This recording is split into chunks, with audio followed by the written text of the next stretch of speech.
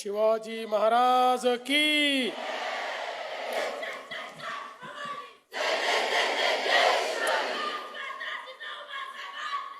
विजय असो.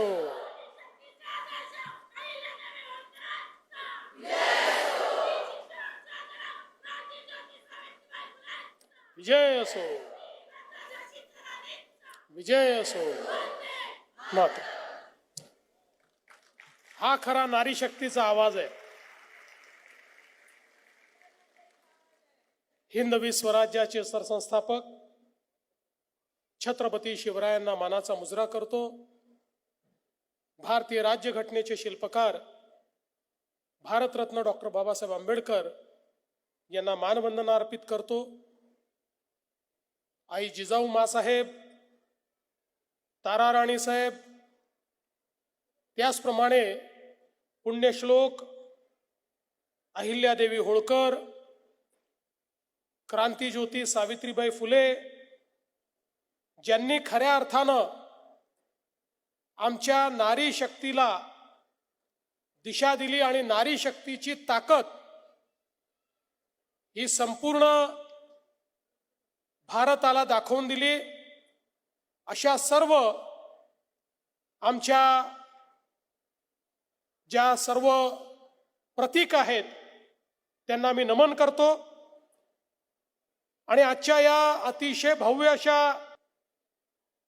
मोर्चामध्ये आणि त्यानंतर होणाऱ्या या सभेमध्ये मंचावर उपस्थित आपले अध्यक्ष रवींद्र चव्हाणजी, आमच्या सहकारी पंकजाताई मुंडे, माधुरीताई मिसाळ, अमित साटमजी, मेघनाताई बोर्डीकर, चित्राताई वाघ, रितू तावडे, श्वेताताई महाले, मनीषाताई चौधरी, उमाताई खापरे, स्नेहाताई दुबे, श्रीजया चव्हाण, माधवीताई नाईक, योजना ठोकळे, प्रियाताई शिंदे, अर्चनाताई पाटील, शलाकाताई साळवी, मंजुषाताई नागपुरे, श्वेता परुळेकर, रूपाराणी निकम, राजश्री शिरवडकर, शर्मिला बाबर, प्रमिला पाटील, समोर बसलेले आमचे सर्व मंत्रिमंडळातले सहकारी, सर्व आमदार, सर्व पदाधिकारी आणि उपस्थित सर्व मातृशक्ती, माता भगिनी आणि बंधूंनो, पहिले तर मी आपल्या सर्वांचं मनापासून अभिनंदन करतो की आज जो मोर्चा आपण काढलेला आहे, निश्चितपणे त्या मोर्चामुळे ज्या ज्या लोकांनी नारी शक्ती वंदन विधेयकाला विरोध केला त्यांची झोप उडल्याशिवाय राहणार नाही. नारी शक्तीचा हुंकार तुम्ही दाखवला.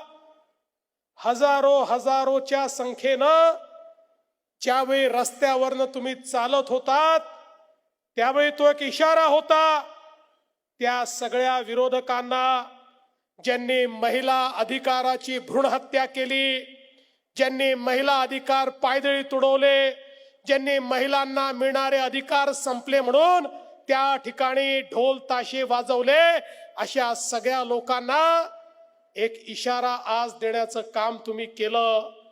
आणि आज हा मोर्चा संपत नाहीये, आज सुरुवात झालेली आहे. या निर्धाराची सुरुवात की जोपर्यंत या देशाच्या संसदेमध्ये आणि राज्यांच्या विधानसभेमध्ये आमच्या मातृशक्तीला स्थान मिळणार नाही तोपर्यंत आम्ही लढत राहणार. आम्ही तुम्हाला सोडणार नाही, हे स्थान मिळवल्याशिवाय थांबणार नाही. खरं तर भगिनींनो, बंधूंनो, आपल्या सगळ्यांना कल्पना आहे 1996 पासनं प्रयत्न सुरू होता महिलांना आरक्षण देण्याचा. त्याच्या आधीपासनं मागणी होती. काँग्रेसने कधी या मागणीचा विचार केला नाही. काँग्रेसने कधीही या संदर्भातलं विधेयक देखील आणलं नाही आणि 96ला ते होऊ शकलं नाही. अटलजींनी 3 वेळा विधेयक आणलं पण अटलजींजवळ बहुमत नव्हतं. अटलजी ते पारित करू शकले नाहीत. मनमोहन सिंगांच्या काळामध्ये त्यांच्याकडे पूर्ण बहुमत असताना 2/3 मेजॉरिटी असताना त्या ठिकाणी मनमोहन सिंगांच्या काँग्रेसच्या सरकारने हे विधेयक आणलं नाही. राज्यसभेने मंजूर केल्यावरही लोकसभेमध्ये हे विधेयक येऊ दिलं नाही. कारण पहिलेपासनं काँग्रेसची नीती महिलांना विरोध करण्याची होती, महिला आरक्षणाला विरोध करण्याची होती.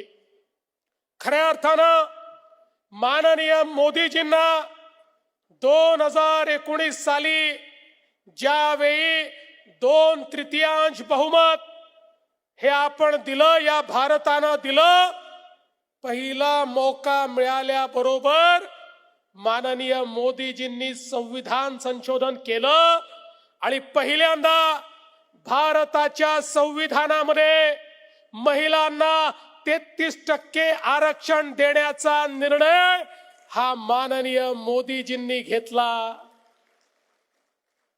आता काही बोलघेवडे लोक 2023चं माझं ट्विट दाखवतात आणि म्हणतात 2023 मध्ये जर महिला आरक्षण मिळालं होतं तर मग आता पुन्हा बिल आणण्याची आवश्यकता काय होती. झोपलेल्याला जाग करता येतं, पण झोपेचं सोंग घेऊन जे बसले आहेत त्यांना जाग करता येत नाही.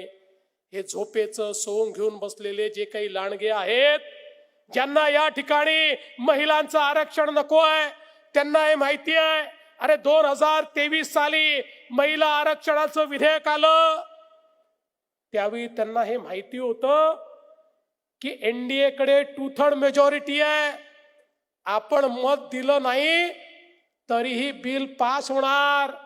मुकाट्याने सर्वांनी त्याला समर्थन दिलं आणि ते बिल पास झालं आणि संविधान संशोधन होऊन महिलांना आरक्षण देण्याचा मार्ग मोकळा झाला. आता जेव्हा पुन्हा बिल आलं त्यावेळी हे लोक म्हणतात डिलिमिटेशन कशा करता, या ठिकाणी 2011चं सेन्सस कशा करता. 2023ला ज्यावेळी हे विधेयक पारित करण्यात आलं होतं त्या विधेयकातच म्हटलं होतं की सेन्सस करायचं, मग डिलिमिटेशन करायचं आणि त्यानंतर हे विधेयक लागू करायचं. त्यावेळी हे सगळे 150 आणे चूप बसले होते. त्यावेळी या 150 आण्यांनी त्याला समर्थन दिलं. त्यावेळी हे अमेंडमेंट या 150 आण्यांनी मान्य केलं आणि आता म्हणतात डिलिमिटेशन कशा करता. बंधू भगिनींनो, मोदीजींनी हा निर्णय केला, निर्धार केला की संविधान संशोधन तर झालंय, पण जर या ठिकाणी डिलिमिटेशन लवकर केलं नाही तर संविधान संशोधन लागू होऊ शकत नाही.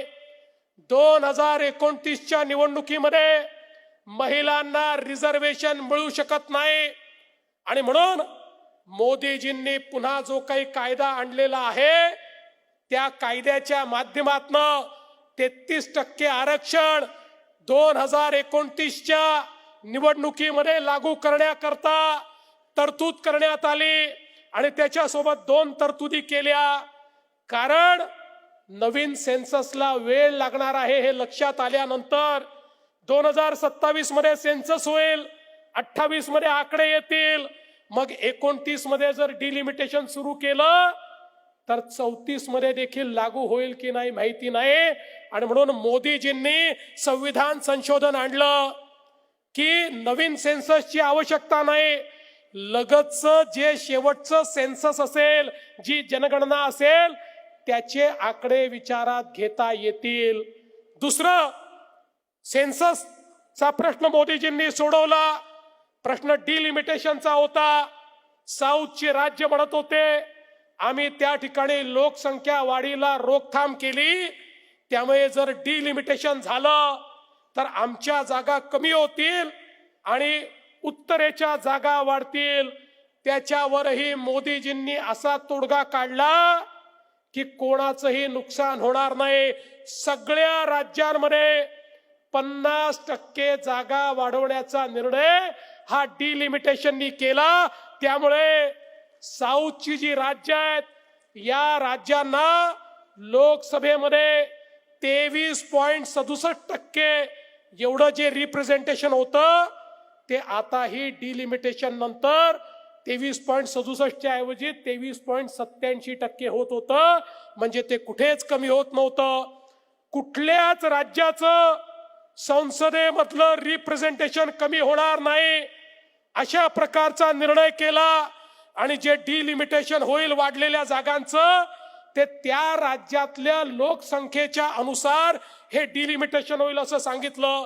याचा सगळ्यात मोठा परिणाम काय? महाराष्ट्रासारखं राज्य, या राज्यामध्ये आपल्याला लक्षात असेल यापूर्वी जे डिलिमिटेशन झालं त्याच्यामध्ये ग्रामीणच्या जागा कमी झाल्या आणि शहराच्या जागा वाढल्या. पण मोदीजींनी आणलेल्या फॉर्म्युल्यामुळे ग्रामीणच्या जागा कमी न होता त्याही वाढतायत आणि जे शहरांना रिप्रेझेंटेशन मिळत आहे ते देखील या ठिकाणी मिळत आहे. आणि म्हणून या देशाच्या हिताचा निर्णय मोदीजींनी घेतला. माझं या लबाडांना विचारणं आहे, अरे जेव्हा 23 मध्ये तुम्हीच मान्य केलं सेन्सस, 23 मध्ये तुम्हीच मान्य केलं डिलिमिटेशन, मग त्याच्या कायद्याला आज कोणत्या तोंडानं विरोध करता हे आम्हाला या ठिकाणी सांगा. तुम्ही आज विरोध या करता करताय. 23 मध्ये तुम्हाला माहिती होतं आपण मत दिलं नाही तरी देखील हे पास होणार आहे म्हणून महिलांना दाखवण्याकरता तुम्ही समर्थन दिलं. आणि आज ज्या क्षणी तुमच्या हे लक्षात आलं की आता एनडीए जवळ 2/3 मेजॉरिटी नाही आहे, सिंपल मेजॉरिटी आहे, 68 मतं जास्त आहेत, पण त्याच्याऐवजी अजून 54 मतं याच्यामध्ये पाहिजे, हे लक्षात आल्याबरोबर तुमचा खरा चेहरा बाहेर आला आणि तुम्ही या कायद्याला विरोध करून त्या ठिकाणी हा कायदा पाडला. हा केवळ कायदा पडला नाही, या देशामध्ये गेल्या 200 वर्षामध्ये महिलांच्या उत्थानाकरता जी चळवळ चालली त्या चळवळीला संपवण्याचं काम या नालायकांनी या ठिकाणी केलं. या ठिकाणी पायदळी तुडवण्याचं काम या नालायकांनी केलं. आणि म्हणून मी या ठिकाणी यांना खुली चुनौती दिली, खुली चुनौती. अरे या ठिकाणी या विषयावर माझ्या स्तराचा कोणी नेता आणा, तुमच्या नेत्याशी खुली डिबेट करण्याकरता मी तयार आहे. मी तुम्हाला दाखवून द्यायला तयार आहे तुमचा चेहरा काय आहे. ते गाणं आहे ना, एक चेहरे पर कई चेहरे लगा लेते हैं लोग, तो चेहरा आता आपल्याला काँग्रेसचा, उबाटाचा, शरद पवार पार्टीचा या ठिकाणी पाहायला मिळाला. बंधू भगिनींनो, खऱ्या अर्थानं लक्षात ठेवा, यांना असं वाटतंय की आता हे आपल्याला पाडलं की 29 ला आपलं राज्य येईल, मग कधीच आपल्याला महिलांना आरक्षण देण्याची वेळ येणार नाही, अशा प्रकारचे मनसुबे घेऊन बसले आहेत. आणि मला सगळ्यात जास्त दुःख होतं त्या महिला खासदारांचं ज्यांनी याला विरोध केला. तुम्ही सुधारणांचा इतिहास बघा. सुधारणांचा इतिहास करताना ज्यावेळी महिला संघर्ष करत होत्या त्याही कालामध्ये काही अशा महिला होत्या ज्या सुधारणांना विरोध करत होत्या. त्याच मांदियाळीतल्या काही महिला या लोकसभेमध्ये आम्हाला पाहायला मिळाल्या ज्यांनी याचा विरोध केला. आणि पुन्हा बोल घेवडेपणे या ठिकाणी शाहू फुले आंबेडकरांचं नाव घेतात. खऱ्या अर्थानं तुम्हाला ते नाव घेण्याचा अधिकार आहे का, हा माझा सवाल आहे. तुम्हाला महिला विधेयक याकरता नको आहे की तुम्हाला हे माहिती आहे या देशातली नारी शक्ती जागृत झाली, या देशाच्या संपूर्ण व्यवस्थेमध्ये नारी शक्तीचा सहभागिता वाढली, तर कुठेतरी आपली दुकानदारी बंद होईल. सामान्य माणूस, सामान्य स्त्री ही जर देशाच्या मुख्य धारेमध्ये आली तर तुम्ही हे जे अघोषित रिझर्वेशन आपल्या मुलींकरता करून ठेवलेलं आहे ते रिझर्वेशन संपेल आणि खऱ्या अर्थानं ज्या संघर्ष करतील त्या महिलांना या ठिकाणी रिझर्वेशन मिळेल. ही कल्पना असल्यामुळेच तुम्ही याला विरोध करताय. अरे तुमची मानसिकता ही नेहरूजींच्या काळात देखील आम्ही बघितली. ज्यावेळेस या ठिकाणी भारतरत्न डॉक्टर बाबासाहेब आंबेडकरांनी हिंदू कोड बिलच्या माध्यमातून महिलांना शक्ती देण्याचा प्रयत्न केला होता। त्यावेळी त्याला विरोध करणारे पंडित जवाहरलाल नेहरू होते आणि त्या विरोधामुळेच भारतरत्न डॉक्टर बाबासाहेब आंबेडकरांनी त्या ठिकाणी राजीनामा दिला होता। आणि तीच परंपरा राहुल गांधी देखील चालवतात। मी आठवण करून देतो राहुल गांधींचं ते भाषण, ज्या भाषणामध्ये राहुल गांधी म्हणाले होते, मुझे हिंदू धर्म में जो शक्ति है उस शक्ति के खिलाफ लड़ना है, मुझे उस शक्ति को समाप्त करना है। मला सांगा हिंदू धर्मातली शक्ती म्हणजे कोण?